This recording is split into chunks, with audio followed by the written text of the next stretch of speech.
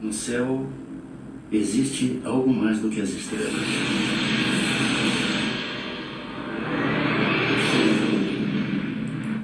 Na nossa frente, uma coisa assustadora, um objeto muito grande.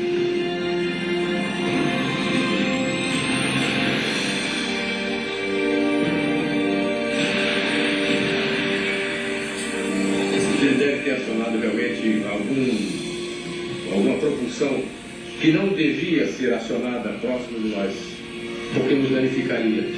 Então havia alguma pessoa, alguma inteligência ali dentro que comandou isso.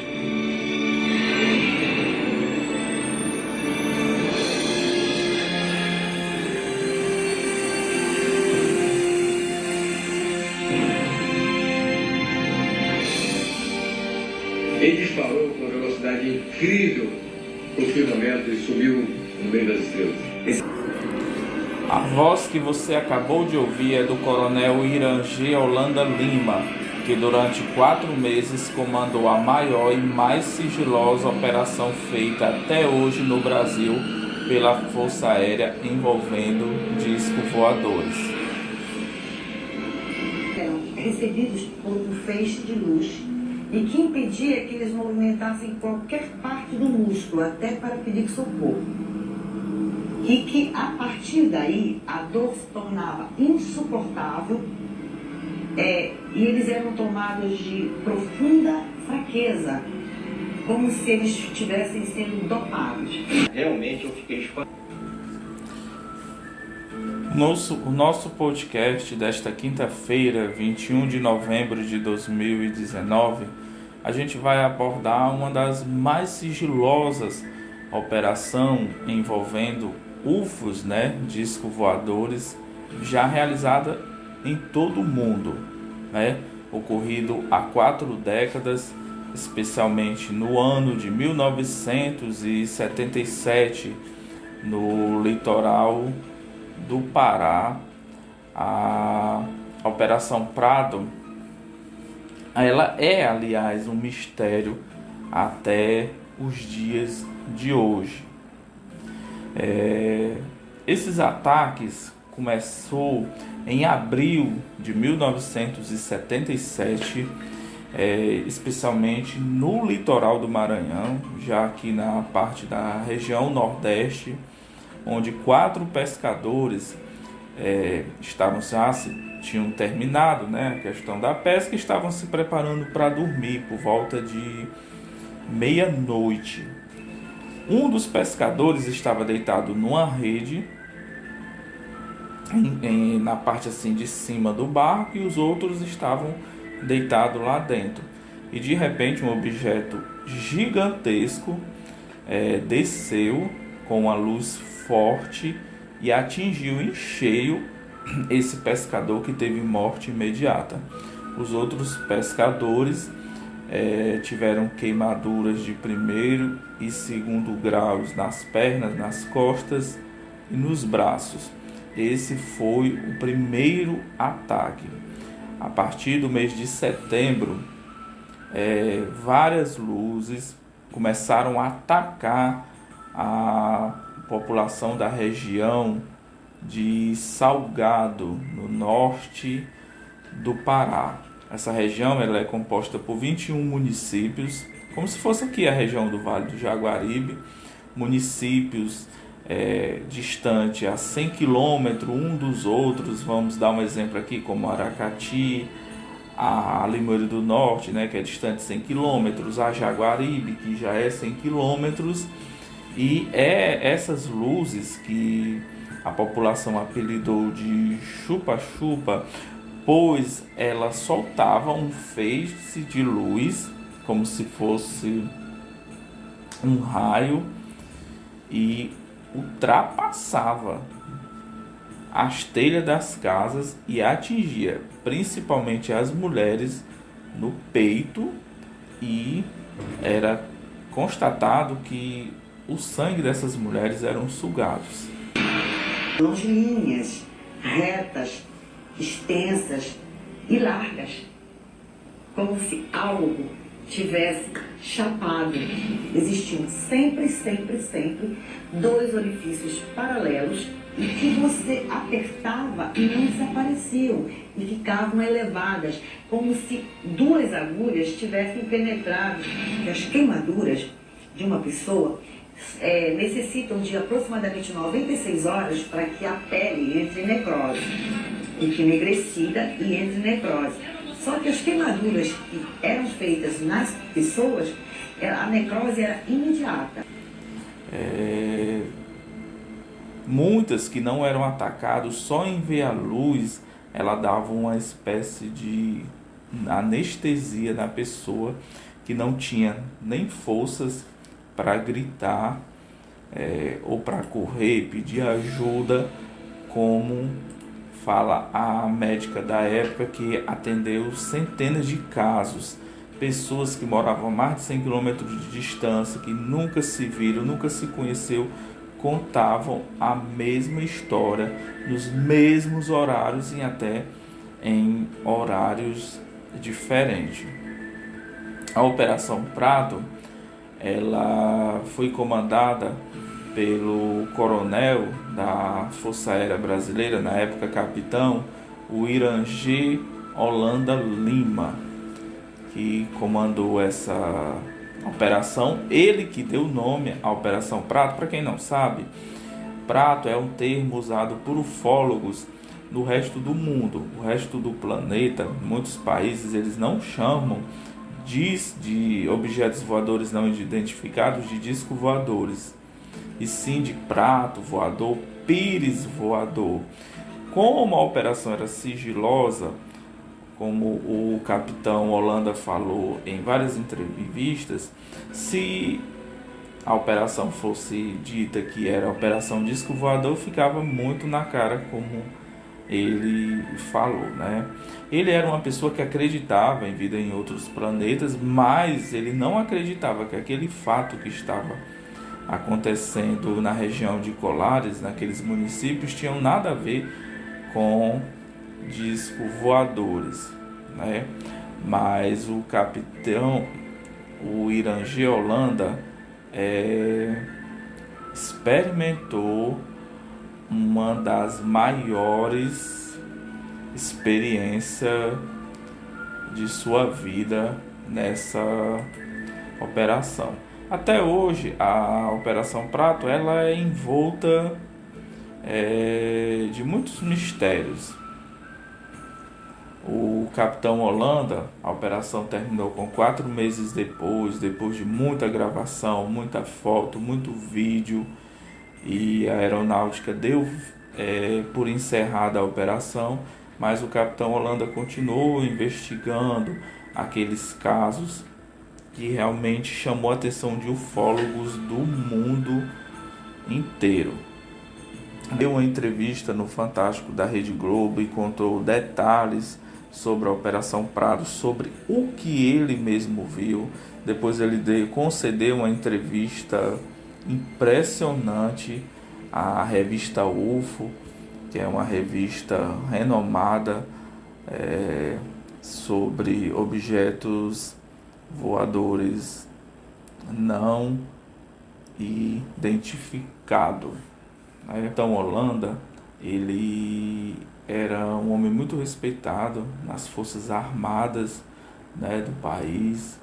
Inclusive esse foi o respaldo da Operação Prato, porque então Holanda, nas entrevistas que ele deu à revista UFO e ao Fantástico da Rede Globo, ele chegou a ver 3 aparições.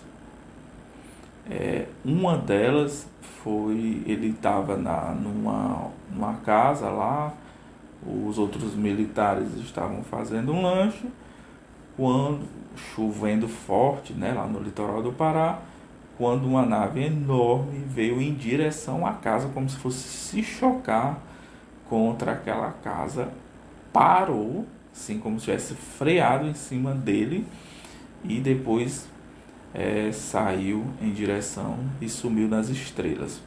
O próprio capitão Holanda diz que nenhum piloto humano conseguiria fazer uma manobra daquela, porque era suicídio na certa. E a mais impressionante de todas foi sobre um rapaz que foi perseguido por uma dessas naves e foi talvez um dos relatos mais fortes da Operação Prado, e o próprio capitão Holanda chegou a presenciar o mesmo fato de uma pessoa que saiu de uma dessas naves e tinha como se fosse um laser vermelho na palma da mão e saiu como se estivesse fazendo um raio-x da floresta, da terra. E esse rapaz estava escondido, muito bem escondido, numa caverna, e essa criatura que saiu dessa nave olhou diretamente para onde ele estava, nem procurou. O capitão Holanda também teve de ver esse ser, que para mim é ser diabólico, e quando eles estavam se preparando para voltar,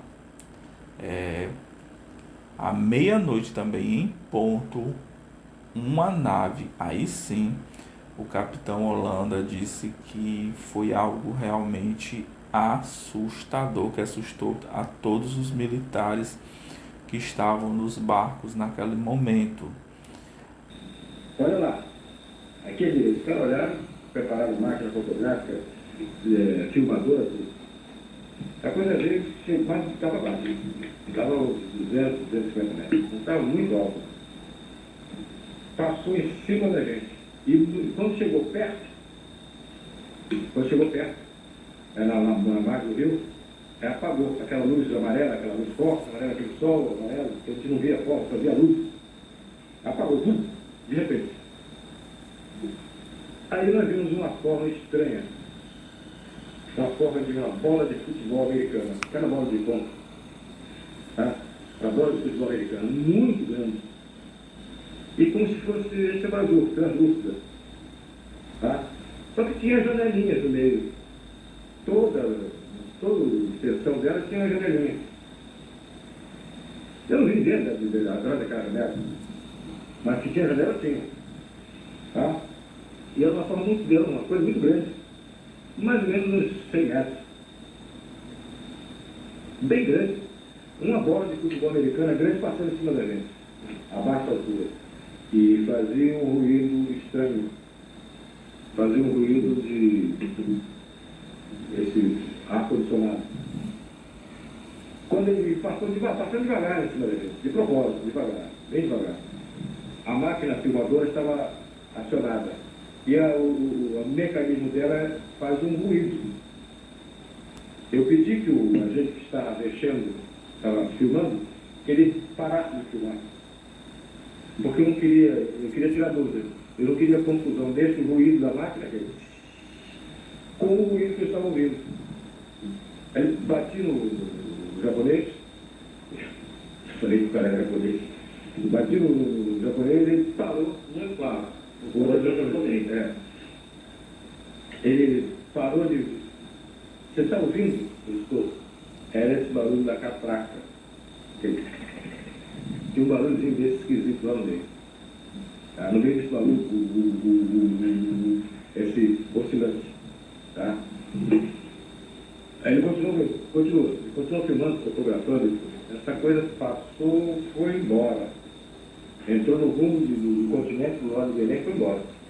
Não desapareceu, foi embora.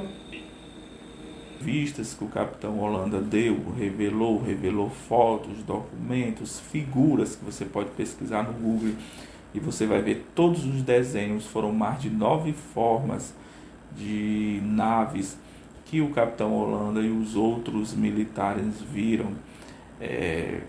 Algo misterioso aconteceu. O Holanda foi encontrado morto ao lado da sua cama. Até hoje dizem que ele cometeu suicídio. Os ufólogos não acreditam nisso de maneira nenhuma. Acham que ele foi assassinado por ter falado demais, por ter trazido à tona fatos que até hoje a maioria deles são escondidos pela Força Aérea Brasileira, né?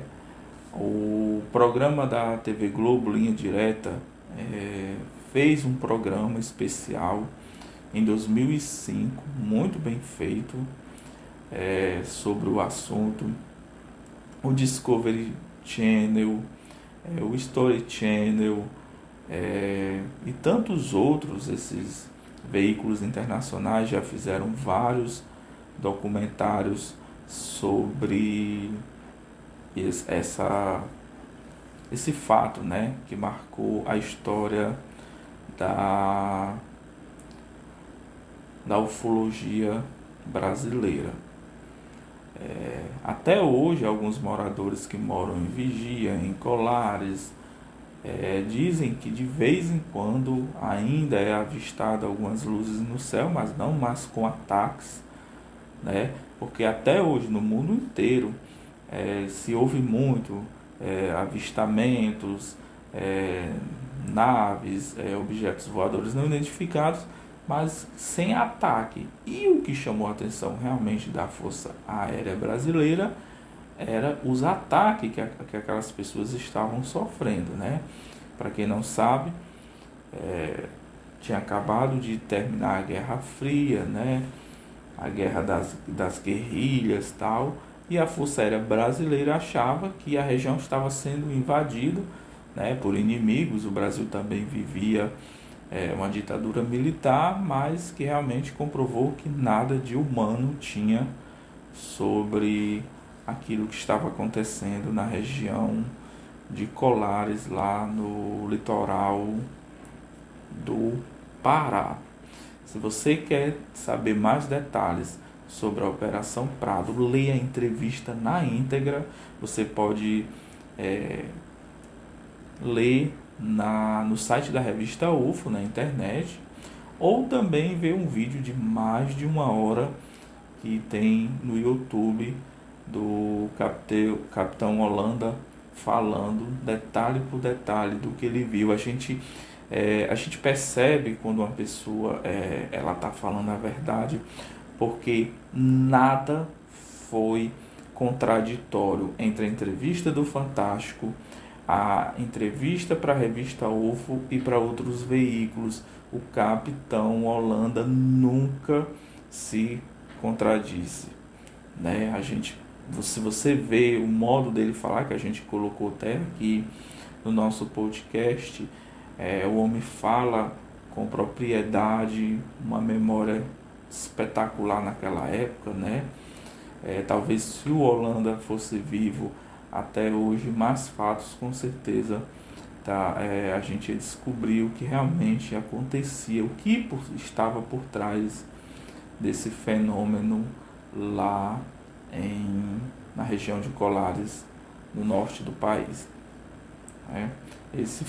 E depois eu fui, por curiosidade, depois ali, por questão de exatidão do relatório, eu fui medir essa distância, 70 metros. Ele parou e ficou parado na nossa frente, aquele monstro, um sol azul. Era um brilho muito forte, mas que você podia encarar, você podia ficar fitando. Ela não te machucava, pelo menos. Não via nada, eu só via aquela luz muito forte. Tá? Muito forte, um azul estranho, mas muito alto, muito grande, um sol enorme na nossa frente. Imenso, um troço, fiquei inacreditável, incrível. Eu ficou parado olhando e agora. Aí eu fiquei com ele. Pô, agora está muito perto e estava do lado dele. É menos daquela distância que um de boa a boa no campo de futebol. É imenso. Foi mais um podcast. A gente sempre vai trazer temas noticiosos sobre história, sobre fatos que aconteceram no país e no mundo. E você que tem vontade, quer dar uma sugestão de pauta, de tema para os nossos podcasts, é só mandar podcast@aracatinoticias.com e a gente vai estudar bastante o assunto e trazer aqui, fazer um podcast bem legal para você. Os nossos podcasts você já sabe, você pode escutá-los no nosso site aracatinoticias.com e também no nosso canal Aracati Notícias no YouTube. O nosso próximo podcast a gente vai falar sobre um assunto também que interessa muito, que deixa muita gente confusa, tem gente que tem medo. A gente vai falar sobre as revelações e os mistérios que envolve o livro do Apocalipse da nossa Bíblia Sagrada Cristã. Então, é só você aguardar que esse podcast aí, com certeza, você vai se surpreender. Então, até a próxima.